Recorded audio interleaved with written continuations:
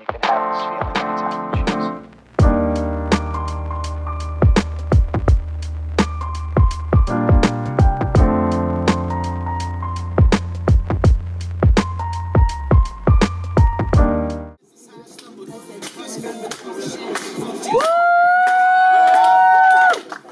Bonsoir, moi c'est Julien, je suis bordelais, mais vraiment, hein, j'ai grandi ici. Les premières encarts place Stalingrad, la première voiture pour filer sur le bassin, et aller au Feria, les nuits étudiantes à bûcher les examens, ou plutôt à traîner sur les quais de Paillotate. J'ai connu un tas de trucs ici. Bordeaux, c'est un endroit super, entre le Périgord et le bassin, la campagne et l'océan à proximité. On mange et on boit bien, le climat est idéal. Alors imaginez un gosse qui grandit ici avec les parents qui mettent le paquet sur l'éducation. Un avenir tout tracé. Hein. Et en fait, pas tant que ça. Pour ce gosse, donc moi, tout va beaucoup trop vite. Quand la vie active me tend les bras, ben, je suis pas prêt. Boulot, immobilier, famille, waouh, j'en ai aucune idée. En fait, j'ai l'impression qu'on va me mettre dans une case avant même que j'ai pu m'exprimer. Insouciant, je prolonge mes études. Et surtout, je remets à plus tard ces questions sans réponse.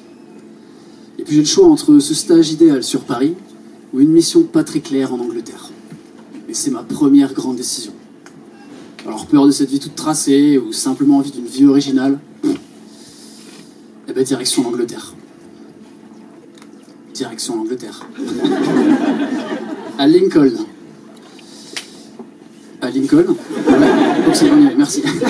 À Lincoln. Moi non plus, je savais pas où c'était. Mais je veux assumer à fond ma décision. Rendre l'expérience unique. Vivre avec des Français, vivre à la française avec des Français, j'en vois pas l'intérêt. Je veux vivre à l'anglaise, moi. De façon authentique. Alors bien sûr, au début, c'est pas évident. Un soir, j'arrive pas à débloquer ma debit card via une assistance téléphonique indienne. Je suis seul dans ma chambre.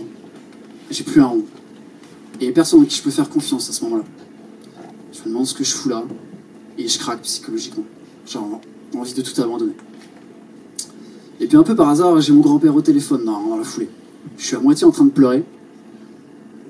Et il me donne ce conseil qui me sert encore aujourd'hui. Julien, va te coucher, ça ira mieux demain. Tellement vrai. Une première leçon. L'inconfort, ça ne dure pas éternellement. Le lendemain, j'avais trouvé une solution. Je sors sur un nouveau mode de vie. Je m'adapte. Et par-dessus tout, je m'ouvre l'esprit. Je découvre l'Angleterre trash. Pleine de stéroïdes, d'ecstasy, de coupes de cheveux, de tenues vestimentaires toujours bien taillées. Un apprentissage british underground, fraternel, vivant. Becky, ma colocataire, est la seule femme que j'ai vu mettre un coup de tête à son mec parce qu'ils étaient en désaccord. C'est une façon de faire, je respecte. Voilà une deuxième leçon. Le respect, la tolérance. Une diversité culturelle, ben, c'est une diversité d'opinions, une diversité de façons de faire. Peu importe votre passion, votre vocation, je vous invite à aller apprendre dans une autre région, un autre pays. Je vous garantis qu'il n'y a pas meilleur apprentissage. Moi, après ça, je rentre en France. Et je tente de me fondre dans la masse. Et au bout de 3 ans, le même dilemme se représente. Le CDI idéal, ou un nouveau challenge en Italie. Un confort égale apprentissage, ouais, j'ai bien retenu la leçon et je réfléchis pas longtemps. Me voilà donc reparti, à Trévise, en Vénétie. Ouais, mince. Donc c'est Trévise, c'est la Vénétie. J'ai la recette. J'applique la même stratégie. Je fuis les Français. Je trouve une colocation avec 2 Italiens, un Calabrese et un Romano, et je décide de me mettre à un sport local, il canottaggio, l'aviron. Bon, sans maîtriser encore la langue, je comprends ce que signifie la dolce vita. On arrête de se plaindre de ce que l'on n'a pas, et on est plutôt reconnaissant de vivre dans un si bel environnement, cette qualité de vie. On ne manque de rien ici. Une nouvelle leçon sous forme de piqûre de rappel. Bien manger, par exemple.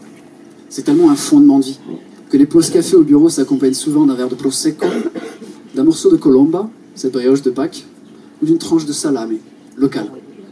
Et puis toujours le bon matériel à disposition. Vous la voyez, la trancheuse de charcuterie, là, en salle de réunion? Et puis, comment ne pas vous parler de Venise? De Venise, s'il te plaît.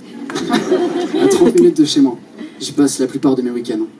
Cette ville magnifique, un musée sur l'eau. Et malheureusement sans âme, sans vie, rongée par un tourisme de masse. L'affluence incessante d'étrangers venus faire leurs plus belles photos glamour sur une gondole fait réfléchir. Mais j'y trouve un quartier, Canaleggio, qui deviendra mon spot de déconnexion. Paisible, et ce qui en reste d'authentique. Parler la langue me permet de briser la glace avec les commerçants, les habitants. L'état de Venise les inquiète, ouais, mais ils sont chez eux après tout. Ils ne bougeront pas. Je suis marqué, imprégné par leur amour pour leur terre, leur culture. Moi qui étais prêt à m'installer pour de bon, eh ben tout devient limpide. Vivre à l'étranger, travailler à l'international, ça n'a plus de sens si je continue de nier mon identité. D'où je viens, ici. Mais rentrer. Rentrer, j'ai longtemps cru que c'était l'échec absolu. On rentre parce que l'on n'a pas trouvé ce que l'on cherchait. Le rappel à l'ordre. Mais pas du tout. Certains disent qu'il faut de l'audace pour partir, et ben moi il m'en a plutôt fallu pour rentrer. Une deuxième chance de faire face aux grandes questions qui effrayaient ce gosse au début, si vous vous souvenez. Et puis toutes ces leçons de vie, je pouvais pas les garder pour moi, mais les partager, les mettre en application. Alors me revoilà, avec un nouveau boulot pour ma communauté, une nouvelle vie proche des gens que j'aime. Et j'ai surtout compris que tout cet entourage, ben, c'était le fondement de mon épanouissement. Il m'a juste fallu un peu de temps pour comprendre. Merci de m'avoir écouté.